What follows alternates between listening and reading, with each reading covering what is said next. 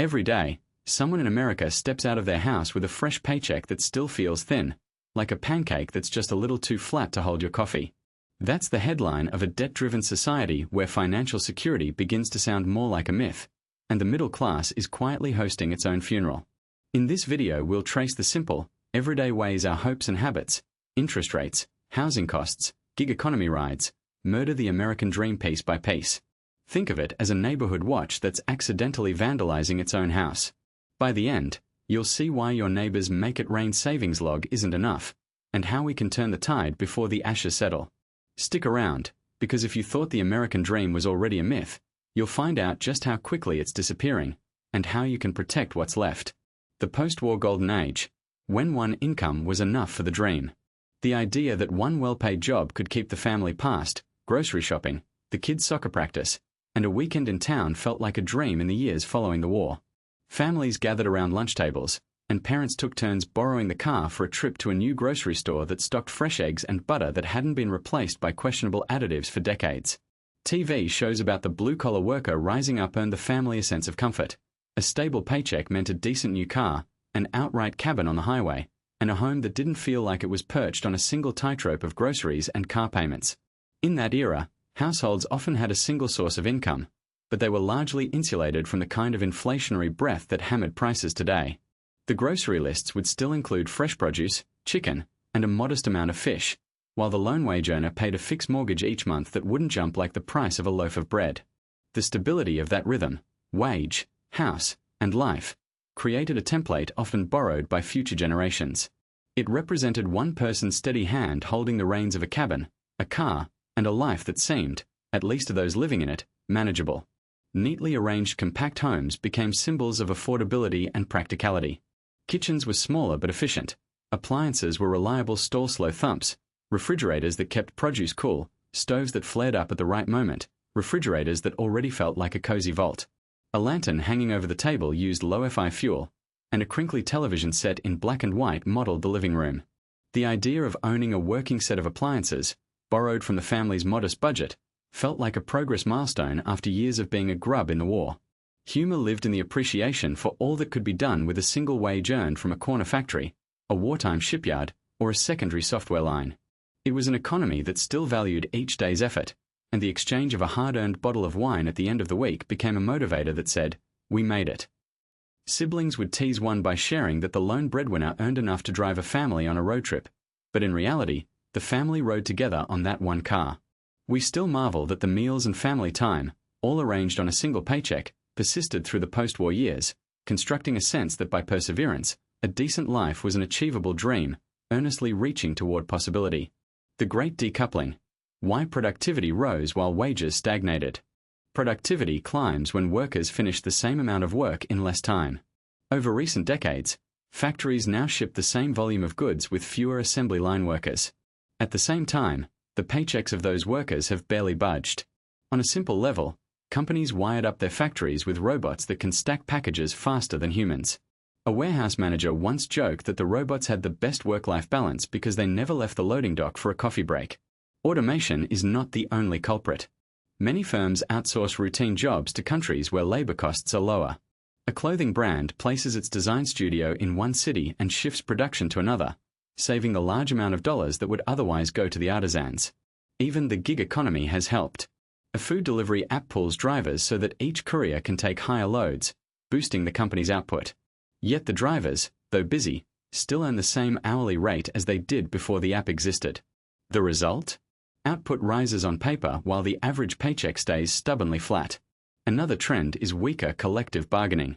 Union density has dropped, especially in retail and manufacturing. A grocery store owner who once negotiated wages and hours for a team of 20 can now hire as many part-time workers as needed, paying only a few hours for each shift. Workers split their workload unevenly, and the owner keeps more profit, while the average hourly wage holds steady. The situation feels a bit like watching a pizza bake while the oven keeps its temperature unchanged. The end product gets larger, but the cost of the ingredients does not. All the quarterly charts, productivity graphs, and lofty corporate headlines miss an everyday detail. Families now buy fewer goods relative to their salaries. Shoppers hit checkout after a simple scan, while the same number of items cost barely more than before. Ironically, The machines that lighten the manual load also lighten the financial one. So, productivity can soar, but if wages don't catch up, the families who drive that productivity forward end up holding the same amount of dough in the same size pockets forever. The erosion of manufacturing. How the Rust Belt lost its heart. Manufacturing once buzzed like a hive in cities across the Midwest, filling factories with clangs of metal and the rhythm of humming machines. Now that buzz sounds more like a faint echo, and many of those humming machines have long stopped. The decline isn't a single dramatic event. It's a slow, peeled-off skin decline that has left an industrial bones-loose half of the region. In practical terms, it means fewer factories, fewer jobs that pay a solid wage, and a quieter downtown where a former factory line has become a parking lot. The rhythm of life in cities that used to be built on steel has changed, and the change is felt everywhere, from the grocery aisle that assumes only a few residents by bulk cases to the empty storefronts that use to sell auto parts. Automation led the first wave of change, but it wasn't the only trigger. When a computer can put a bolt on a car faster than any human worker, factories start rethinking their payroll sheets. One can imagine a robotic arm threading thousands of tiny screws at a speed so swift that it makes the rest of the assembly line seem like a slow-motion slideshow. Outsourcing played a buddy to automation. As companies looked for cheaper labor, they moved production overseas. A local auto plant that used to churn out thousands of cars now crafts only a handful of engines, while the rest go to a factory across the ocean where the wages are much smaller. This shift pulls workers right out of their homes, and the local payroll taxes, once a safety net for schools and parks, shrink like a balloon losing air. One of the most visible losses is the way community hubs disappear. A former steel mill site might be turned into a vacant lawn or a parking area. The local high school struggles to keep up with a budget that is now mostly support from a handful of flat-rate grants, rather than tax revenue from thriving businesses. And you can hear the old workers telling your neighbor over the phone that they miss the sound of a coming assembly line, but now perhaps only the chirp of a street lamp stays lit. People still walk into the streets, but the town's beat feels slower. Employers feel this shift too, because with fewer people with steady incomes, the number of people who need wholemeal meat and dairy products drops, which explains why some grocery stores shrink or close. In recent attempts to breathe life back into these areas, municipalities have partnered with universities and tech firms to set up small-scale manufacturing and know-how programs. Think of a community center that shoots 3D printers into classrooms, letting students design small household items from scratch. It's not a miracle. It's a practical, low-risk way for citizens to get involved in a kind of light manufacturing that doesn't require the same heavy machinery or workforce. A few towns are also setting aside lands for startups that build sustainable goods, aiming to attract younger entrepreneurs who enjoy turning a small idea into a bigger one. Humor often comes into play. An old factory manager tells a new entrepreneur that the place is full of history and a little rust, to hint that the real potential might be rust-free if you know how to clean it up. All of this means that the heart of the Rust Belt isn't beating in buildings anymore. It's beating in people who find new ways to use the shared knowledge that once kept the factories humming. The challenge is real, but so is the chance to rewrite the story, one small repair or new idea at a time. The union collapse, losing the middle class's greatest bargaining tool. Union membership numbers for workers who consider themselves part of the middle class have slid so far that a small-town factory's union hall, once echoing with marching chants, now hosts only a stack of quarterly safety reports. The dip looks real when a single call center spokesperson quips, "First VE paid the union once, but their email newsletters read like a Netflix drama, short, dramatic, and never quite revealing the plot." Compared to earlier decades, most employees in similar roles now trade union benefits for a piece of the individual worker's paycheck. One reason is the proliferation of right-to-work policies, which let employees refuse to contribute to union funds. When the law says you can opt out, the union's bargaining power also takes a hit. The effect shows up daily. A previous manager once mentioned that his biggest grievance was watching the former union negotiator swap out a 10-hour walk away for a 3-hour cushion talk with the top brass. The short meetings often ended without a bargain, barely nudging the gut feel wages upward. In retail, a popular chain that once had a single shop steward overseeing all workers now has each department head haggling separately, splitting the collective voice into a dozen quieter echoes. Because unions used to lock down reliable overtime rates, healthcare stipends, and pension plans, their weakening means workers receive fewer safety nets. Imagine a software engineer who had once guaranteed a 2-week paid break after a major project launch. Now that extra time depends on how many of his colleagues end up renegotiating the same terms. Even the once-liked reasonable request for a cafeteria lunch break has turned into a line haul of management emails that read, "We are not sure we can accommodate that." The body of the middle class thus feels the crisp aftertaste of less protection in everyday choices. Yet the loss of union bargaining power isn't a closed chapter. Small businesses and startups have begun experimenting with worker councils, digital intermediate unions, or informal negotiation groups that don't carry the traditional weight. In one innovative effort, a group of data analysts formed a committee to draft a shoulder-to-shoulder negotiation handbook, and the resulting document included a coffee break clause, because mindlessly scrolling through corporate policy is no substitute for human conversation. Through these new forms of collective voice, some workers find ways to counterbalance an erosion of historic union influence, even if the tools aren't the same as those that once dashed through the tuning knives of labor rallies. The student debt trap: how education became a financial burden. Student loans in the US now average about $30,000, more than enough to buy a small car and the occasional emergency prescription. That figure alone feels like a credit card limit that never fails to catch your attention. Yet, the monthly payments that follow can feel like a never-ending subscription to a comic book series you never realized you were buying. A typical monthly payment for a graduate pursuing a professional degree can reach $200, sometimes more if the loan carries a higher interest rate. For a young person just starting a career, that amount may seem manageable, until the tax-free paycheck gets reduced by that extra dollar, and suddenly the rhythm of budgeting feels off. People adjusting their budgets might give an extra coffee a lower priority, or settle for plant-based milk versus protein shakes. Those small sacrifices add up, but the pitfall emerges when the debt, like a slow-burning ember, keeps growing during repayment. Adding to the complexity, many repayment plans hinge on income. Suppose a new engineer earns $45,000 a year, but the plan deducts 5% as the first step. The following year, a 5% raise only nudges the debt repayment slightly. Those incremental adjustments may yield a sense of progress, yet the principal never shrinks quickly enough. The real sting arrives when someone can no longer afford to keep up with the mandatory payments after a job loss or a significant medical expense. A sudden drop in earnings can leave borrowers staring at an unpaid balance that swells faster than a plant that refuses to die. The expectation that a college degree guarantees upward mobility has become a social mirror. The dream is that education frees us from the cardboard chair at a dollar store office. Yet, the trap isn't just about payslips. It's about the promise of an early career and instant flexibility that many cannot enjoy. When a graduate's first job offers a living wage, the loan payment barely pushes the budget tip. If not, you set yourself up for a debt cycle that feels like being trapped in a revolving door with no exit. Many borrowers rehearse the classic phrase, "First'll pay it off after first retire." That line suggests a future when the loan telescope reaches the horizon. But the astronomical nature of the interest, sometimes as high as 10% on a scholarship debt, turns the loan into a slowly growing monster.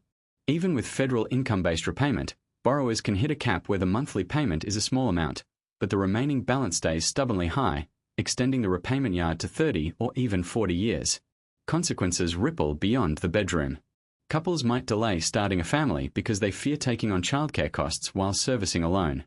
Homeowners could postpone purchasing a house, looking for a rental hotspot to keep their loan payment relevant while saving spare change for the down payment. The cascading effect shows how student debt can dictate pivotal life choices.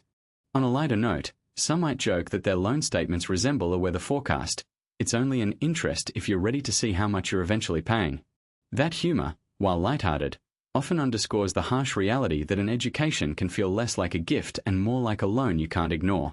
It's a situation that invites practical solutions, consolidating, applying for alternate repayment plans, or even negotiating lower interest with the lender. If you find yourself in that debt trap, remember it's not merely a numbers game. It's a conversation about priorities, future possibilities, and the mathematics that can drag your finances into a persistent slump. Healthcare sabotage. Why one medical bill leads to bankruptcy. Medical debt tops the list of reasons people toss the rug over their finances and file for bankruptcy.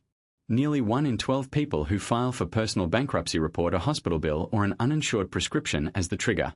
When a single visit turns into a hospital stay, the cost can spike from a few $100s to several thousand, and an uninsured patient carries that whole amount onto their credit history. A typical emergency, say, a broken arm after a bike crash, can involve an ambulance fee, imaging studies, and a few days in the emergency department. If insurance is absent or leaves a large out-of-pocket portion, the bill can reach $5, 0 or more. Many families expect the insurer to absorb the risk, but their policies often include high deductibles, co-payments, and caps that kick in after a certain amount. The result: the bill stays on paper, the patient savings are drained, and the debt can snowball if interest is added. When other expenses, mortgage, car loan, grocery bills, already stretch a household tight, a medical bill can be the final straw. A few $100s can become a long-term payment plan that eating up wages for months. Debt collectors may step in, adding stress and potentially damaging credit scores. In a cycle that's hard to break, the family's fixed costs grow, and a temporary cash crunch can trigger a cascade of further defaults. Humor sometimes enters to lighten a grim reality. Picture a man who, after a high-tech tibial fracture repair, ends up with an invoice that's larger than his original car purchase. He hears his wife joke that the tibia watch on his wrist is now a timer reminding him when the next payment is due. The humor underscores a sharp irony. While we chase an American dream, the dream itself can crumble under a single medical bill that the insurance market, in all its complexity, fails to cushion. The housing crisis, from suburban ownership to a nation of renters. For many families, the idea of owning a house still feels like reaching a major milestone. It's the moment when a fixer-up turns into a home, not just a lot of blocks. Yet the reality today looks different. Prices climb faster than most people can keep up. Wasteful speculation and limited inventory make a square foot worth more than a paycheck. Homeowners who paid a decent mortgage before the surge now see their equity stuck in a market that swings like a riding carousel. Meanwhile, the cost to rent is booming. Landlords take the increase, seeing a higher return on a building that shoppers and tourists found. In many cities, a two-bedroom apartment costs enough to drink a latte once a week. Renters can't just buy a lawn, they pay someone else's mortgage. Even in suburbs that once symbolized ends of the world, the rent-to-income ratio is 17%, what would have been two-thirds of a house. Those who built a mental picture of a personal driveway must adapt to easements and subleases that keep a family resident and debt-free rent counter in a steady climb. Some are forced to move back in with parents or grandparents, or share a single apartment with strangers. Women who grocery shop in a kitchen that ropes an extra monthly payment are not the only ones grappling with decision trees. Some turn to tiny homes on the rise, which may look like a toy rather than a sanctuary. Other families chase remote work opportunities in cheaper towns, swapping hardwood for laminate and a ping-pong table for a living room ping-pong table. The cost savings drive real estate further inland, proving that in some ways the suburbs are giving up their free parking promise. Humor can cushion a crisis. Ponder a dad who paid off a mortgage, only to realize he still has to maintain a roof he bought with a sewn-together flimsy budget. That dad's still dreaming of the day he will buy a yacht, but for now he's comfortable with a boy-dark alley fluorescent light that saves on energy. Renters make the wise comeback because making a living out of a full-price house is no longer safe or practical. They'll keep sharing burdens, swapping batteries, cutting down through interior paint layers, and laughing at the price tags that keep rising. The rise of the gig economy, trading stability for temporary hustles.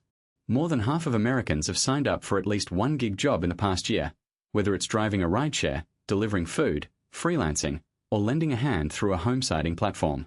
The numbers paint a strange picture. People who once held steady 9-to-5 roles are now juggling dozens of short-term gigs. One might say this new economy appears as a patchwork of quick, one-ticket journeys, especially within the gig sector, where earnings can swing wildly from one week to the next. The core swap here is stability for freedom. Traditional jobs usually offer a predictable paycheck, health benefits, and often pension plans.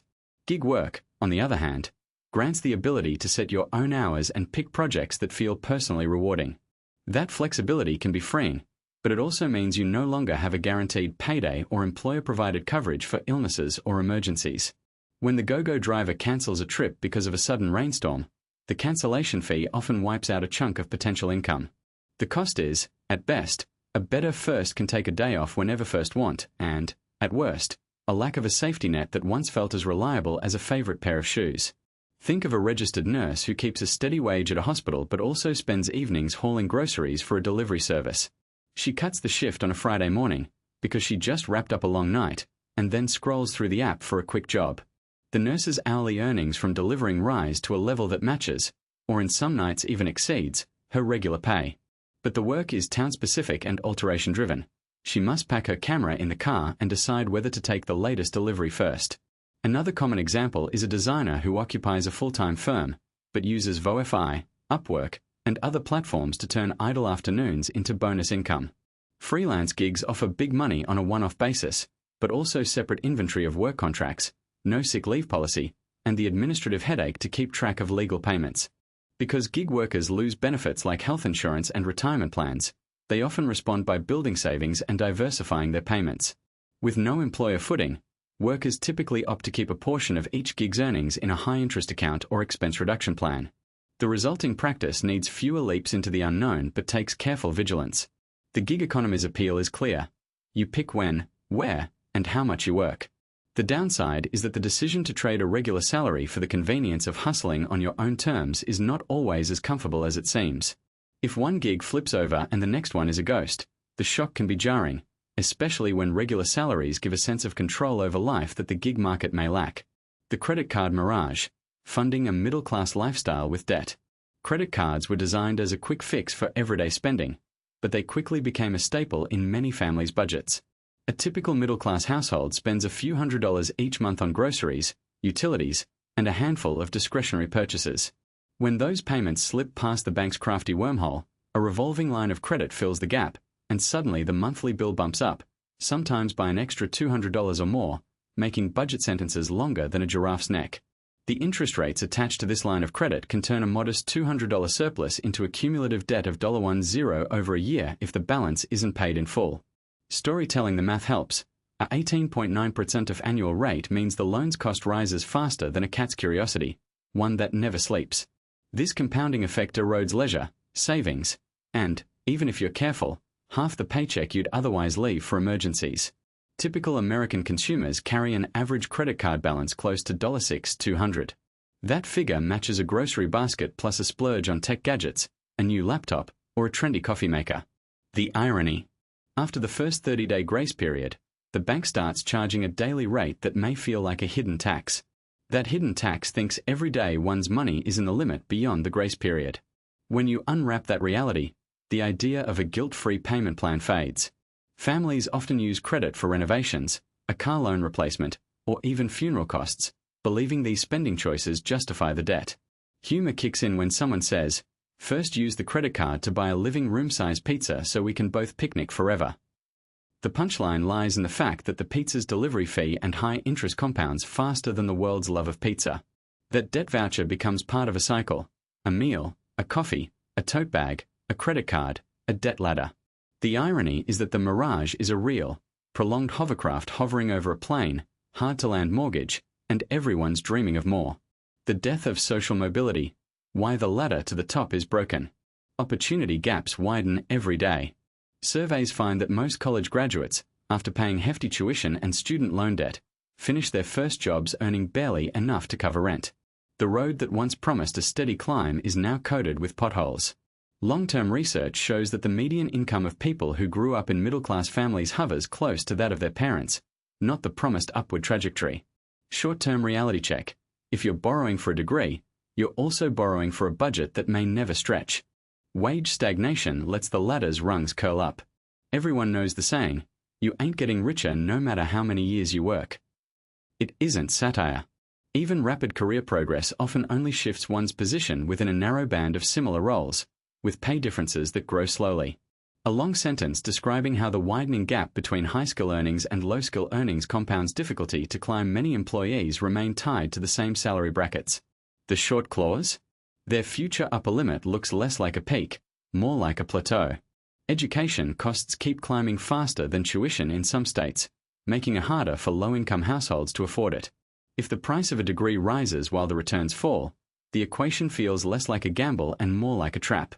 A practical example: a recent graduate who paid $60 in loans but lands a notch-up job earning $55 a year may find themselves paying off debt while their savings stagnate. The humorless truth: the chance to climb higher depends more on your neighbors than your willpower.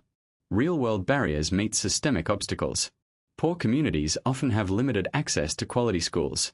When children leave school with less preparation, their future career options shrink. A long examination of neighborhood school quality and future income illustrates the link. A brief thought: that's a social cue that, over generations, keeps the ladder from moving right. When pure effort can't offset the disadvantage, mobility slows to a crawl, and the promise of a smoother climb turns into an empty metaphor. What did we wound up with? The American dream feels a little like a house we built on sand, weatherable, yet ever-shifting. We saw how rising prices, from groceries to mortgages, push many families to stretch every paycheck to the limit. We learned that grades, job stability, and a little bit of luck pile up, so when one corner cracks, the whole structure feels shaky. And the new Wild West of finance, with predatory loans and slick credit offers, used to charm us but now often leaves debt as a heavy, invisible boulder. So you're probably wondering, what's the real takeaway? First, expectations and reality need a better alignment. Second, long-term planning, like saving for a rainy day, isn't just a school project, it's a lifeline. And third, sharing our stories is a way to redraw the boundaries of this dream so it feels less like a funeral and more like a community rally. If this struck a chord with you, or even just made you chuckle for a moment, hit that like button, tap subscribe, and drop a comment below telling us what you'd add to the Middle Class Memorial playlist. Your voice could help shape our next episode, where we'll dive into real people's tricks to keep the dream alive, from budget hacks that actually work, to ways to sacrifice your share of the future, and yes, even a few financial sobriety sob stories that aren't all doom and gloom. Remember, we are in this together. Stay with us, keep the conversation going, and let's keep rebuilding the dream, one solid, hopeful brick at a time.